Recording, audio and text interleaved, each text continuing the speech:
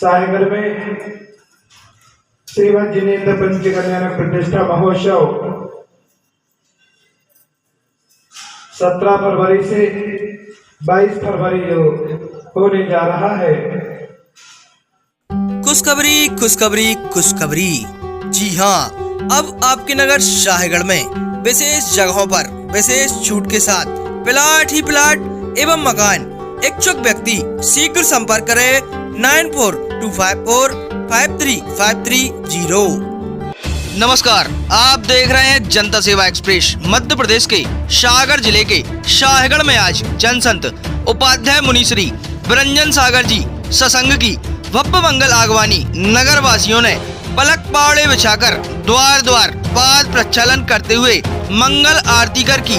उपाध्याय श्री ने संगई जैन मंदिर परिसर में धर्म सभा को संबोधित करते हुए कहा कि शाहगढ़ नगर पारस विहार कॉलोनी BS जैन ब्रांच स्थित श्री श्री 1008 पार्श्वनाथ दिगंबर जैन सातपुर मंदिर का 17 फरवरी से 22 फरवरी 2024 तक श्री मजरेंद्र जिनबिंब पंच कल्याणक प्रतिष्ठा महोत्सव के मंगल आयोजन की 16 फरवरी को विशाल घट यात्रा निकाली जाएगी।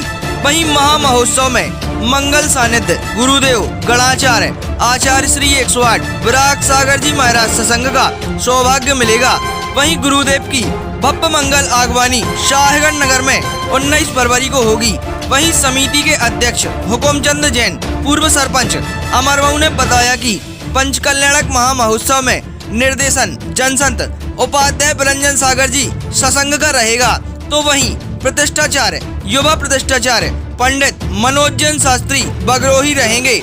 वहीं मंदिर जी की प्रेरणा एवं मंदिर प्रेरक परम पूज्य मयूर पिच्छिकाधारी आचार्य श्री 108 विमस सागर जी हैं। वहीं नगर एवं क्षेत्र वासियों ने इस विशाल धार्मिक आयोजन को लेकर काफी उत्साह एवं उमंग देखी जा रही है। तो वहीं आयोजन समिति सभी अंतिम तैयारियों के लिए रात दिन एक कर अथक प्रयासों में लगी हुई है।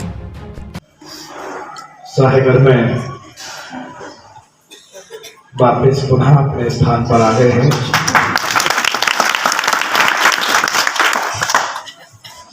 और आचार्य भगवान कहते हैं कि पुण्य फला अरिहंता, पुण्य के फल को अरिहंत भगवान भी भोगा करते हैं और पुण्य से ही सब कुछ प्राप्त होता है। जब जब गुरुओं के दर्शन, भगवानों के दर्शन, पूजन आराधना का अवसर मिलता है, तब पुण्य के अवसर से ही पुण्य मिलता है। बिना पुण्य से पुण्य कार्य नहीं कर पाते। जब पुण्योदय होता है तभी पुण्य कार्य करने के अवसर प्राप्त होते हैं। और आज शाहगढ़ में श्रीमद जिनेन्द्र पंच कल्याण प्रतिष्ठा महोत्सव 17 फरवरी से 22 फरवरी होने जा रहा है। पुण्य अवधि आया है और यह पंच कल्याण प्रतिष्ठा महोत्सव अभी सातपुर का सानंद संपन्न करते हुए और सातपुर का पुनः सातपुर में आने के शाहगढ़ में सारी राशि साथ से ही मिल रही है। सातपुर शाहगढ़। और आचार्य भगवान यही कहते कि जब जीव का पुण्य नहीं होता है तो भक्ति नहीं हो पाती है। शाहगढ़ वालों का तो पुण्य तीव्र है ही, कि एक साधु जाते हैं, दूसरे साधु का आगमन हो जाता है और साधुओं का आवागमन इस स्थान पर निरंतर लगा रहता है, इसलिए धर्म नगरी ही कहा जाता है। साहेबर को संतों की नगरी भी कहा जाता है और इस साहेबर में वह गुरुदेव का मंगल आगमन भी पंच कल्याणक के दौरान होगा। लोग कहते हैं कि अभी तो पंच कल्याणक किया और अभी पंच कल्याणक देखा, अब तो पंच कल्याणक हो रहे हैं, कहां कहां तक जाएं, कहां कहां तक देखें। भाई बिल्कुल नेगेटिव मत सोचिए, पॉजिटिव सोचिए कि पुण्य उदय है मनुष्य पर्याय का, कि जो मनुष्य पर्याय में इस पंचम काल में भी भगवान के कल्याण देखने मिल रहे हैं। और भगवान के कल्याणक अपने आप में शब्द कह रहा है पंच कल्याणक। कल्याणक का मतलब ही होता है भगवान के कल्याण करने से जीव का कल्याण होता है। उनका तो कल्याण हो गया, मात्र में भी समय पुण्य कार्यों में जा रहा है, पुण्य प्रवृत्ति में जा रहा है, वही जीवन श्रेष्ठ है। और हजारों वर्षों की आयु जीने वाला भी अधर्म में पड़ा हुआ है तो उसका जीवन श्रेष्ठ नहीं है। इसलिए आप सबका जीवन श्रेष्ठ इसलिए है कि आप जिनेंद्र भगवान की भक्ति, गुरुओं की भक्ति करने का सुअवसर प्राप्त होता है। और पंच कल्याण